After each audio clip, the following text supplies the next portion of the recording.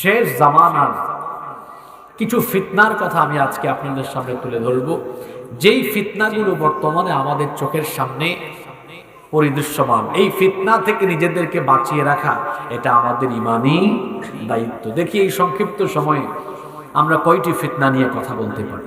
Number 1, আমরা শুরু করছি। কিয়ামতের আগে শেষ জামানায় মসজিদের ভেতরে ফিতনা দেখা দেবে। এখন আপনারা আমাকে বলেন, মসজিদ কি ইবাদতের জায়গা না ফিতনার জায়গা? আচ্ছা, আওয়াজ কি শোনা যায় ক্লিয়ার? তাহলে আপনারা একটু রেসপন্স করবেন। নবীজি বলছেন কিয়ামতের আগে শেষ জামানায় মসজিদে ফিতনা দেখা দিবে। বলেন তো দেখি, মসজিদ কি ফিতনার জায়গা না ইবাদতের জায়গা? কিন্তু আখেরি জামানায় মসজিদের ভেতরে ফিতনা দেখা দিবে। মানুষ মসজিদ নিয়ে পারস্পরিক বড়াই এবং গর্ব করা আরম্ভ করবে।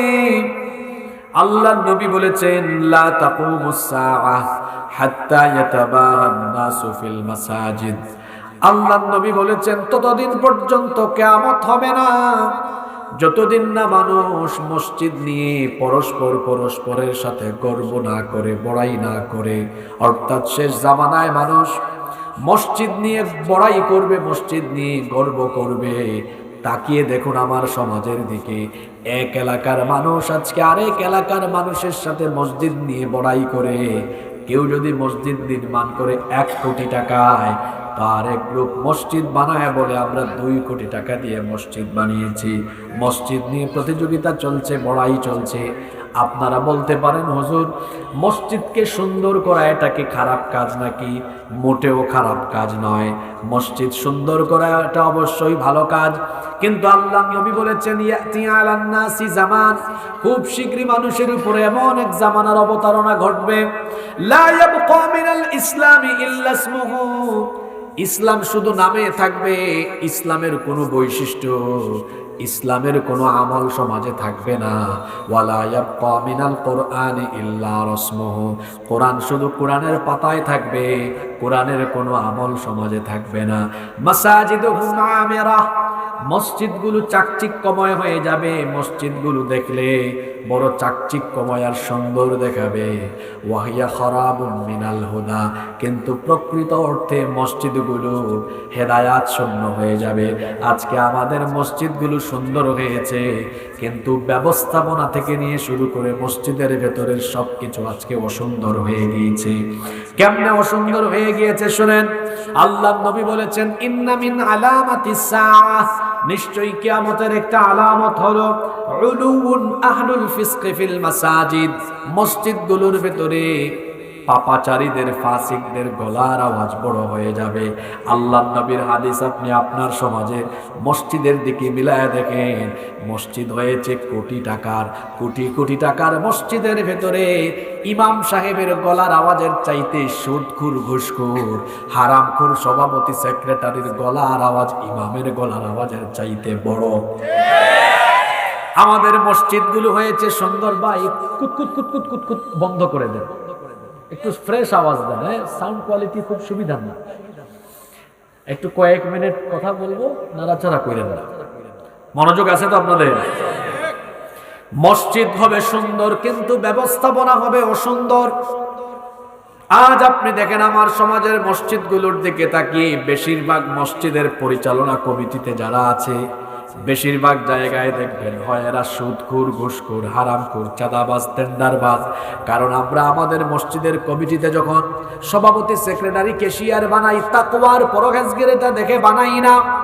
আমাদের জন্য কোয়ালিটি আমরা যেটা দেখি সেটা হলো কার এলাকায় টাকা বেশি, কার ক্ষমতা বেশি, কে কোন দলের প্রভাবশালী নেতা, কার টাকা বেশি, কার বংশ বড়, কার টাকা বেশি, পয়সা বেশি, এগুলো দেখে আমরা মসজিদ কমিটিতে আমরা তাদেরকে দায়িত্ব দেই।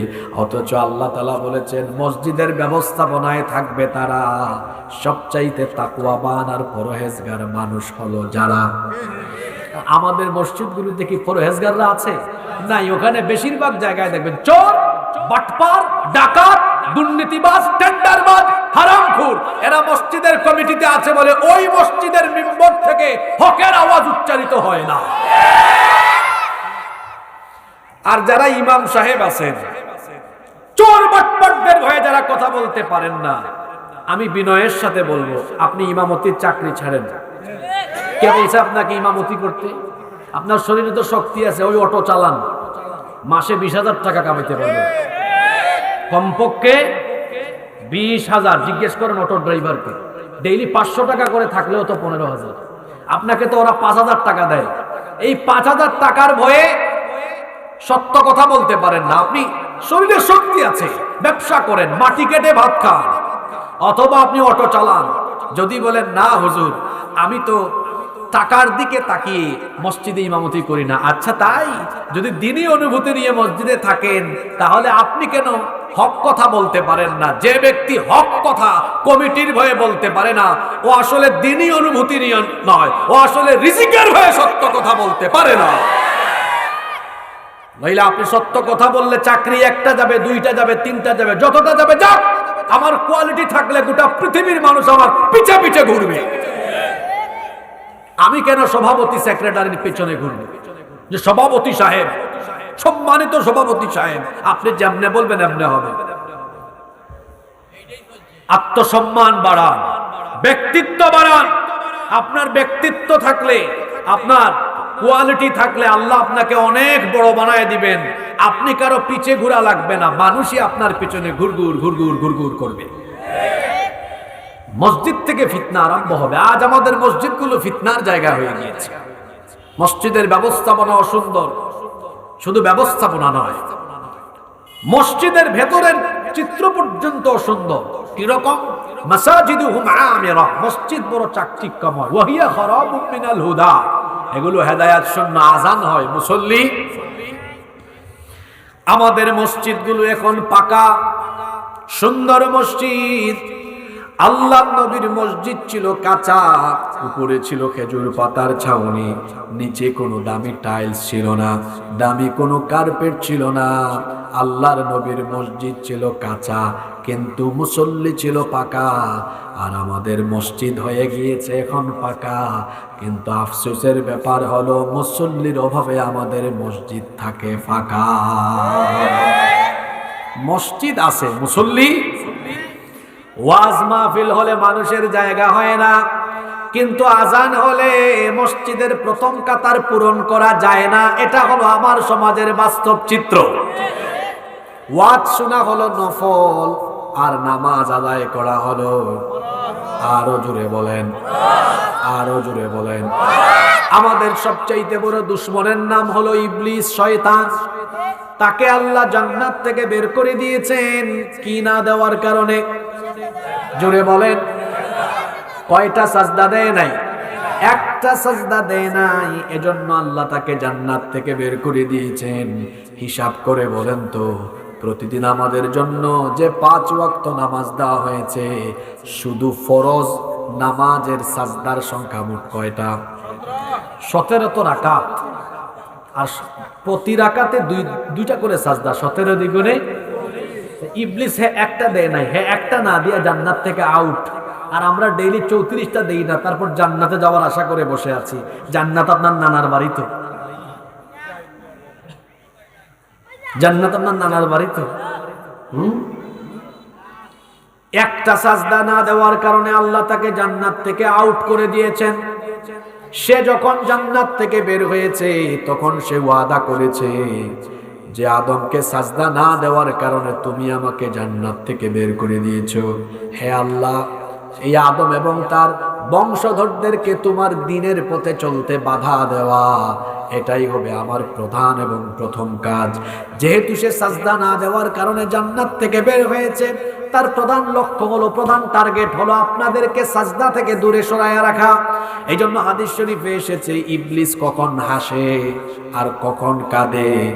আল্লাহ নবী বলেছেন, যখন কোনো ব্যক্তি আল্লাহ তাআলাকে সাজদা দেয়, সাজদা দেওয়ার এই দৃশ্য ইবলিস যখন দেখে, ইয়াতাজালাশ শাইতানু ফায়াবকি ওয়া ইয়াকুল, এই ব্যক্তির সাজদা দেখে ইবলিস তার কাছ থেকে দূরে চলে যায়। ফায়াবকি, অতঃপর এই সাজদার দৃশ্য দেখে কাঁদে।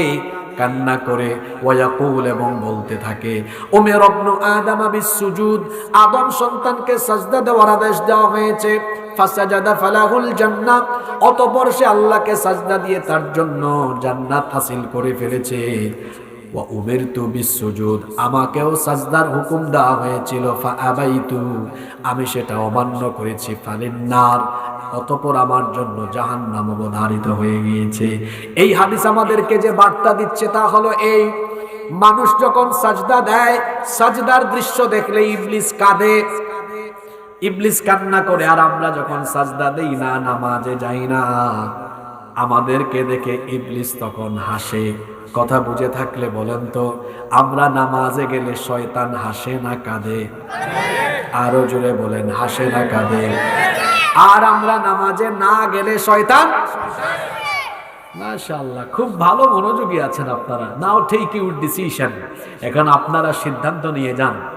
আপনারা কি ডেইলি আজানের টাইম হলে নামাজের সময় ইবলিসকে হাসাবেন না কাঁদাবেন? যারা চুপচাপ আছে, কথা বলে না, তারা কি শয়তান থেকে খেলাফত নিয়ে বসে আছে নাকি?